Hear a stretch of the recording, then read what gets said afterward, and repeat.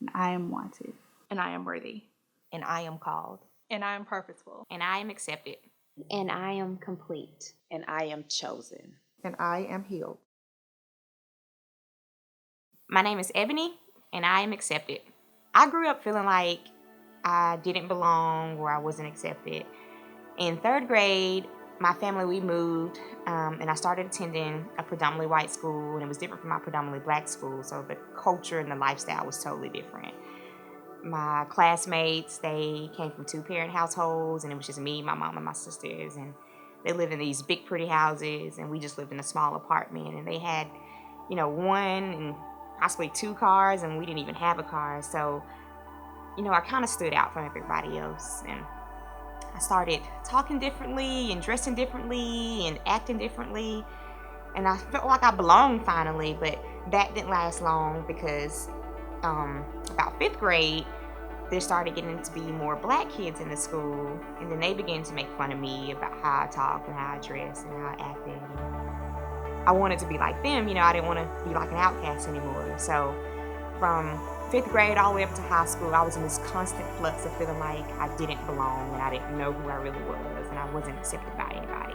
At 15, I lost my virginity, and I only did it because I wanted to be like everybody else. Like, all of my friends on both sides had already done it, and they were making fun of me for being a virgin, and I didn't know what they were talking about when they talked about it, and I wanted to be included, so I gave away my gift just to be, I guess, what you would call normal then.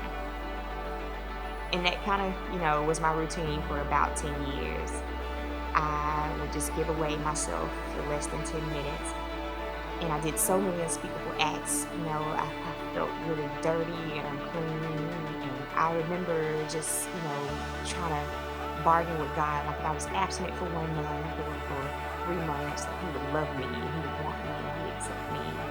And I would think that, these different men that I had been with, that, some who were older, some who were married, some who were men of God, that they would just, finally stick and want me and accept me for who I truly was and stay. And that never happened. And I felt like that God could never want me or love me or anybody would ever want me because of what I've done and how disgusting I was. My grandmother always said that you tried everything else, just try God, try God. One day I did. I stopped laying blame and making excuses, and I gave it all to God, and I begged God. I begged God to cleanse me.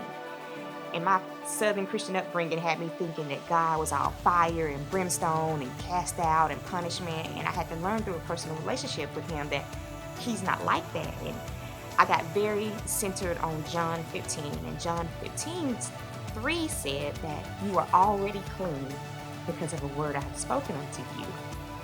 And I realized that, God had already cleaned me. I was never really dirty. That was not the case. And He loved me for who I was. There was nothing I could do that could separate me from God's love. So this year, I'm getting married to a wonderful man. And I really believe it's a person that God really, truly kept for me. Through God's grace and mercy and love, He's placed someone in my life who I think is just a beautiful reflection of God. And God is so amazing. His grace is so amazing that even though I had, high-risk sexual behavior, I was never physically hurt.